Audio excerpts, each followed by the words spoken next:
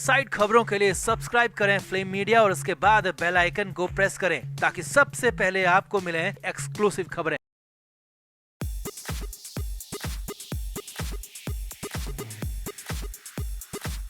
संजय राउत अब ईडी की गिरफ्त में हैं। ईडी के रिमांड पर उन्हें भेजा गया है। 4 अगस्त तक उनसे पूछताछ होगी और ईडी की लॉकअप में ही उन्हें रहना होगा। सुबह से रात तक पूछताछ होगी। हालांकि कुछ शर्तों के साथ कोर्ट ने संजय राउत को रिमांड दी है, कुछ कंडीशंस रखी है और ईडी की टीम ने उन्हें मान भी लिया। लेकिन राउत को रिमांड पर भेजे जाने से पहले कोर्ट रूम में खासा ड्रामा हुआ, तमाशा हुआ और यहाँ तक कि संजय राउत, उनके वकील गिड़गिड़ाने तक लगे। जी हाँ, ऐसी हालात थे। पहली बार संजय राउत के चेहरे पर खौफ नजर आ रहा था। पहली बार आंखों में बेबसी और लाचारी दिख रही थी और कंडीशन बेहद ही ज्यादा खराब नजर आई।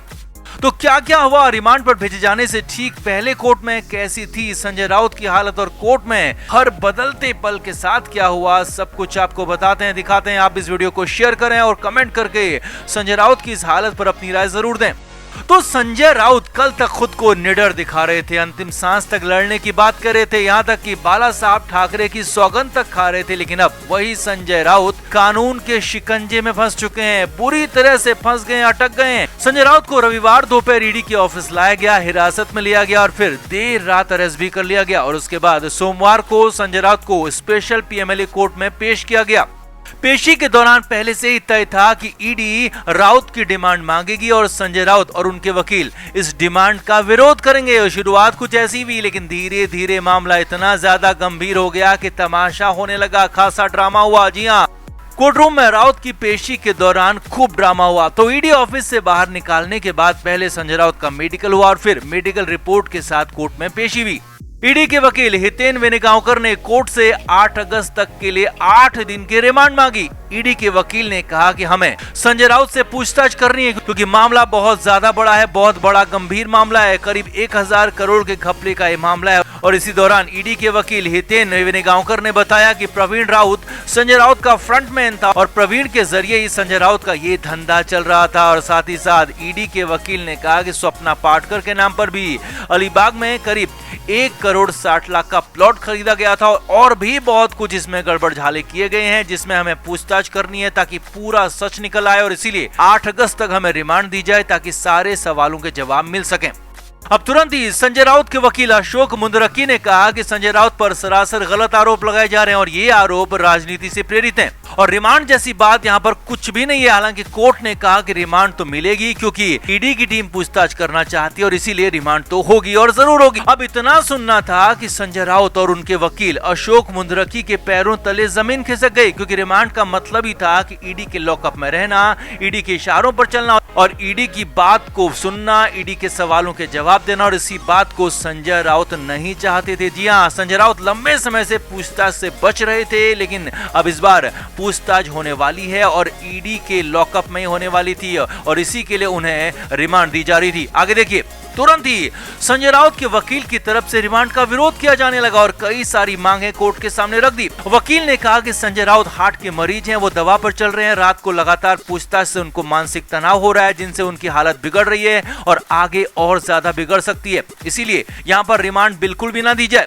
अब यहाँ पर कोर्ट ने ही इसका तोड़ भी निकाल दिया। जी हाँ, ईडी के वकील से पहले कोर्ट ने ही कह दिया कि संजय राउत से 10 बजे बाद पूछताछ नहीं होगी, यानी कि जो दांव संजय राउत का था वो वहीं पर खत्म कर दिया कि रात के नाम पर रिमांड पर ना भेजा जाए। लेकिन कोर्ट ने साफ कर दिया कि रात को 10 बजे बाद पूछताछ नहीं होगी लेकिन रिमांड जरूर मिलेगी। साथ ही संजय राउत को दवा की भी परमिशन मिल गई, घर के खाने की भी परमिशन मिल गई। अब संजय राउत को लगने लगा था कि इन बहानों के दम पर वो रिमांड पर नहीं जाएंगे, लेकिन ऐसा हो न सका। कोर्ट ने फाइनली कह दिया कि 4 अगस्त तक संजय राउत रिमांड पर रहेंगे, उनसे पूछताछ होगी और ये फाइनल फैसला है। अब यहाँ पर तो असली ड्रामा बाकी था। कोर्ट में संजय राउत तुरंत ही कहने लगे कि उन्होंने कुछ भी गलत नहीं किया है, मुझे फंसाया जा रहा है, सरासर गलत आरोप लगाए जा रहे हैं, गलत तरीके से मुझे पकड़ा गया और अब रिमांड पर पूछताछ के नाम पर मुझसे गलत बयानों पर दस्तखत कराए जाएंगे।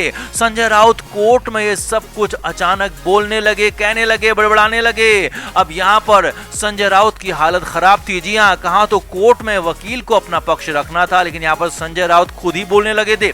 संजय राउत कोर्ट से कहने लगे कि उन्हें इतने ज्यादा दिन की रिमांड ना दी जाए क्योंकि ईडी गलत तरीके से काम कर रही है। अब यहाँ पर संजय राउत के चेहरे पर खौफ साफ साफ देखा जा सकता था। साफ साफ देखा जा सकता था कि संजय राउत कितने ज्यादा डरे हुए थे, कितने ज्यादा परेशान थे और चेहरे पर कुछ नहीं कर पाने की बेबसी भी झलक रही थी। क्योंकि संजय राउत ने पहले भी लाख कोशिश की लेकिन बच नहीं पाए और गिरफ्तार होने के बाद भी उन्होंने, उनके वकील ने लाख कोशिश की, कई तरह की बातें की, कई तरह के दांव चले लेकिन कुछ भी हो नहीं पाया, कुछ भी कर नहीं पाए, जिस वजह से संजय राउत पहली बार डरे हुए, सहमे हुए नजर आए और चेहरे पर बेबसी साफ साफ देखी जा रही थी, लाचारी दिख रही थी। वो कुछ नहीं कर पा रहे थे। लगभग गिड़गिड़ाने के अंदाज में कोर्ट से कहने लगे कि उनके साथ गलत हो रहा है, उन्हें बचाया जाए, प्रोटेक्ट किया जाए।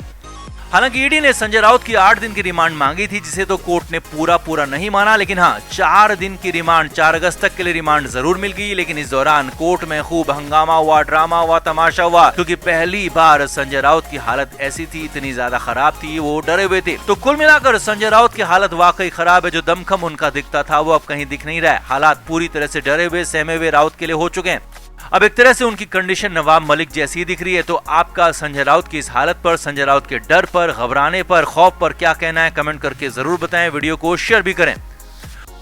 तो संजय राउत जो कि ईडी के साथ आंख मिचौलरी खेल रहे थे, वो संजय राउत फाइनली अरेस्ट किए गए हैं। जी हाँ, 31 जुलाई यानी कि संडे के दिन भर मुंबई में गहमा गहमी हुई, बवाल हुआ, हंगामा हुआ, लेकिन असली हंगामा हुआ रात को 12 बजे के बाद। वो बताएंगे आपको, लेकिन पहले ये देखिए कि दिन में क्या हुआ। तो सुबह करीब 7 बजे संजय राउत के घर ईडी की टीम पहुंची और घर की तलाशी में अभियान शुरू कर दिया। संजय राउत को अचानक सब कुछ हुआ तो पता ही नहीं चला कि ये हो क्या रहा है। इतनी अचानक, इतनी जल्दी ईडी की टीम ने छापेमारी कर देगी, ईडी की टीम आ जाएगी, ये खुद संजय राउत को भी अंदाजा नहीं था।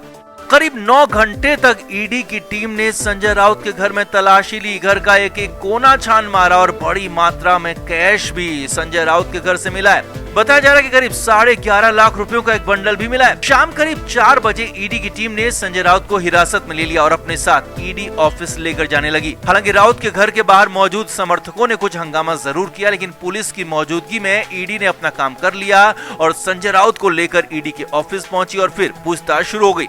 करीब 8 घंटे तक संजय राउत से नॉन स्टॉप ईडी की टीम ने सवाल जवाब किए, पूछताछ की। मुंबई के बलाड स्टेट स्थित ऑफिस में पूछताछ हुई, लेकिन संजय राउत टस से मस नहीं हुए। जी हाँ, सूत्रों के मुताबिक संजय राउत ने सहयोग ही नहीं किया, उल्टा ईडी से सवाल करने लगे। जी हाँ, ये खबरें ईडी सूत्रों के हवाले से आ रही हैं कि संजय राउत उल्टा ईडी के अधिकारियों से सवाल पूछने लगे और फाइनली जब कोई चारा नहीं बचा तो तब रात के 12:05 पर संजय राउत को फाइनली गिरफ्तार कर लिया गया। जी हाँ, संजय राउत को अरेस्ट किया गया और इसकी वजह भी यही बताई गई कि संजय राउत पूछताछ में सहयोग नहीं कर रहे हैं। और फिर शुरू हुआ असली खेल, असली तमाशा, असली बवाल। जी हाँ, दिन भर तमाशा हुआ लेकिन असली वाला तमाशा अभी बाकी था, जो कि राउत की गिरफ्तारी के बाद रात के 12 बजे के बाद ईडी के ऑफिस में, ईडी के लॉकअप में हुआ। ईडी सूत्रों के मुताबिक जब संजय राउत ने सवालों के जवाब ही नहीं दिए तो राउत को गिरफ्तार किया गया और फिर राउत को लॉकअप में भेजा जाने लगा। मुंबई में बलाड स्टेट स्थित ऑफिस में एक लॉकअप भी बना गया है जिसमें गिरफ्तारी के बाद कैदियों को रखा जाता है